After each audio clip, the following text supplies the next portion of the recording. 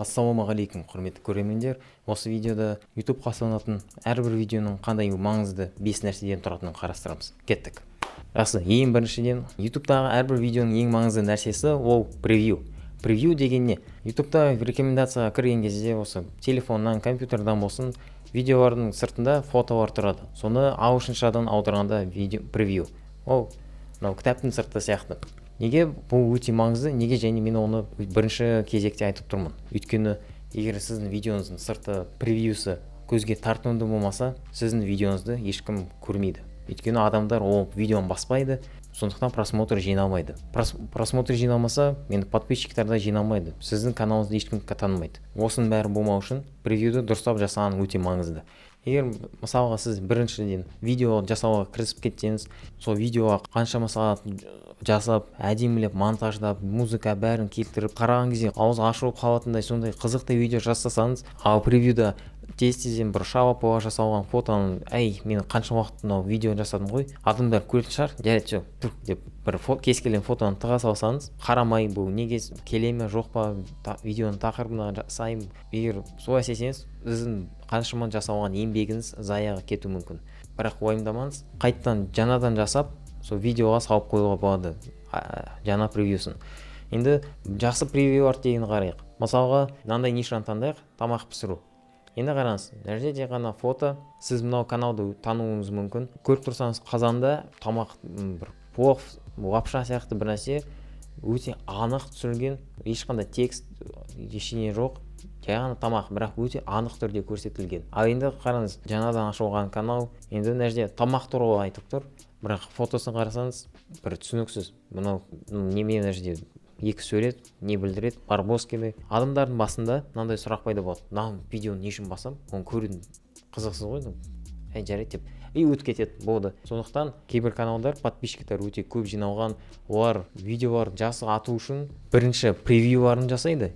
Сол превьюлар қызықты қылдырып, одан кейін соған сай видеоларын түсіре бастайды. Тіпті сондай да әдіс бар.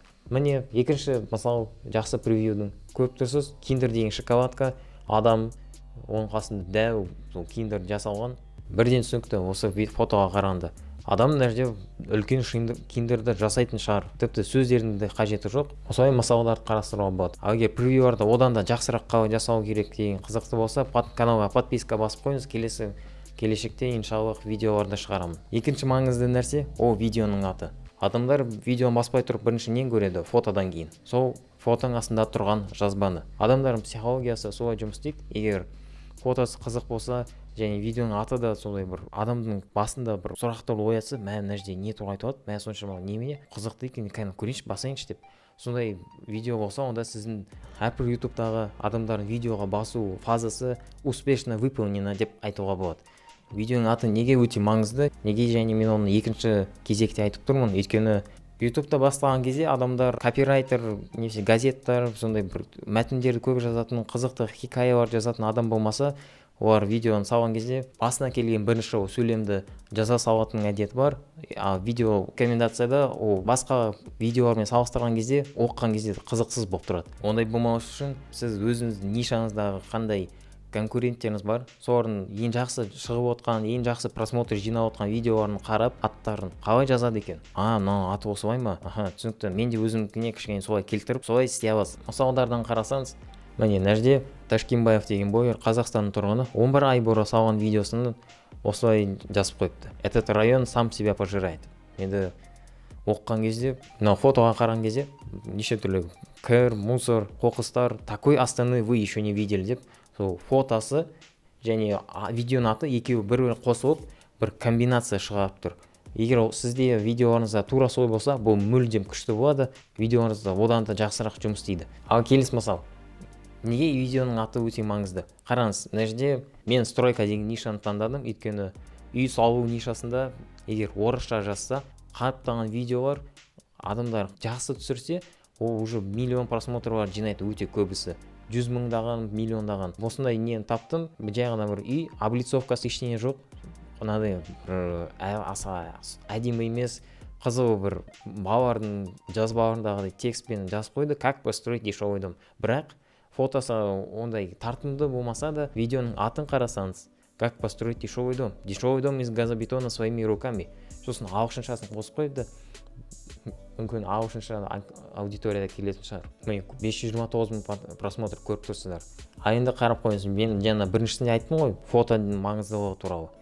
Мына жерде стройка без заморочек, копаем и заливаем фундамент. Кене қызықтыға болып жазылып тұр, онда үлкен әріптермен без заморочек. Бірақ фотода бір жай ғана бір жер, тік төртбұрышта қазылған жер, бір-екі жерде текстті жазып қойды, болды. 75 мың просмотр ғана бір жыл бұрын. Мына жердегі видеода ол да бір жыл бұрын, бірақ 529 мың просмотр. А енді мынау видеоны қараңыз. Мынау да бір жыл бұрын, бірақ 3,8 миллион просмотр. Бұл жерде және тағы не? Фотосын қарасаңыз, жай ғана бір қиғаштан фотоны алып далада түсіре салған сияқты. Ал видеоның атын қарасаңыз, 3 года строительства дома за 14 минут сценами. Видеоның авторы осы 3 жыл бойы салған үйді 14 минутта бір видео атығып, адамдарға соны пайдалы ақпарат ретінде ұсынып тұр. Соның арқасында қатты ұзын емес, қысқа түсінікті видеоның атымен 4 миллионға жуық просмотр жинады. Видеоның атын дұрыстап жазу маңыздылығы сода. Үшіншісі сценарий.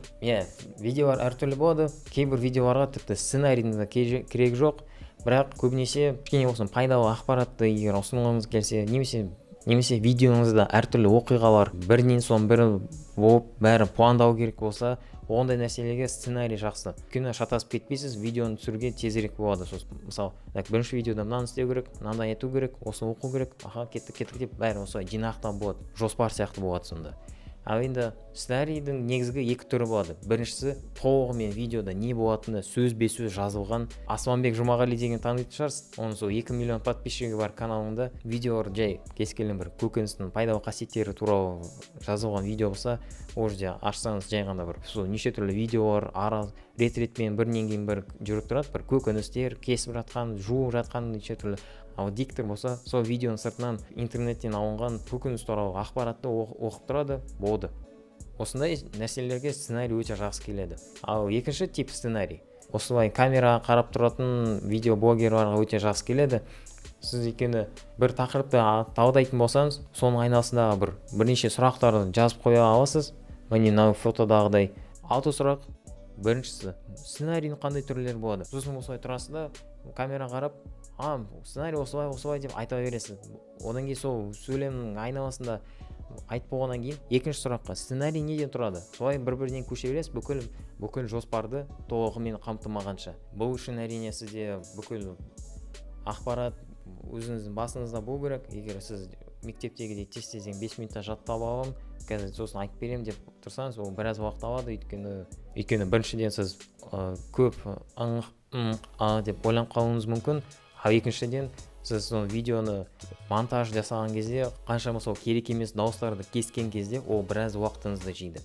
Ал осымен төртіншісі дауыс. Фотодағы көріп тұрған микрофон бойынша түсініп тұрған шығарсыз. Неге дауыс? Өйткені елестетейік, егер сіздің видеоңыз керемет камерамен түсірген бүкіл суретіңіз ап-анық болып тұрса, бірақ онда адамдар оны көбінесе ондайға шыдамайды, сосын шығып кетеді. И видеоңыз болды.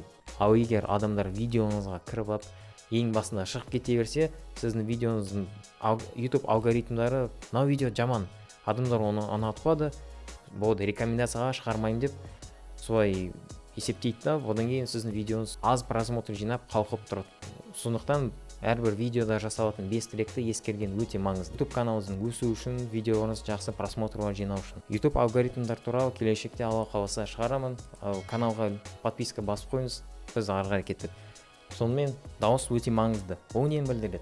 Егер сіз YouTube каналды енді ғана бастасаңыз және ақшаңыз әлі көп болмаса, білмеймін сіздің жағдайыңызды, жақсы микрофон алуға салғаным абзал. Өйткені сіздің видеоңыздағы дауысыңыз жақсы болып тұрса, адамдардың құлағына тыңдауға жағымды. Сіз видеодағы болатын нәрселерді, сол видеоның өзінен болатын нәрселерді бір нәрсе қылып таба аласыз. Мысалға, мына Қуат Ахметжанов деген кісінің видеоларын қарасаңыз, жай ғана бір фотоны қойып қояды. Качествосы міндетті түрде үлкен керемет емес, бірақ ол жерде әртүрлі қызықты хикаялар, оқиғалар, насихат сөздер сияқты нәрселер оқығандықтан адамдар оны келеді, бәрібір тыңдайды, көріп тұрсыздар, біраз просмотрлар жинайды. Видео монтаж деген нәрсеге көп уақыт кетірмейді. Ал осының бәрін білгеннен кейін біз 5-ші нәрсеге көшеміз. Ол ақпаратты жеткізу мәнері. Егер мысалы сіз адамдарға білім беру жүйесінде қайдағы білім беру.